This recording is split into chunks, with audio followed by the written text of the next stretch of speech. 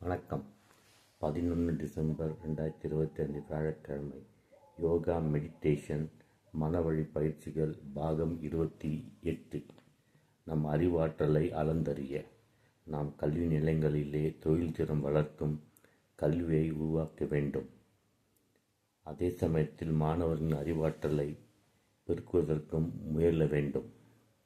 அறிவாற்றலை அளந்தறிவதற்கு நம் கல்வி நிலையங்களில் கையாளும் முறை நடைமுறைக்கு பொருத்தமாக இல்லை. கல்லூரிகளிலும் பல்கலைக்கழகங்களிலும் தேர்வு முறைகளையும் மதிப்பீட்டு முறைகளையுமே வளர்த்து வருகின்றன. உண்மையான ஆக்க வளர்ச்சி முறைகளை வளர்க்க நாம் முயல வேண்டும். நினைப்பிலேயே உறைந்து நிற்கும் முனைப்பு, அடிமனம் வரையில் ஆழ்ந்து தோய்தல், காலம் இடம் முதலிய எல்லைகளை கடந்து நினைப்பை செலுத்துவதில் ஆகிய 3 நிலைகளில் திறனை கணிப்பதே சரியான கணிப்பு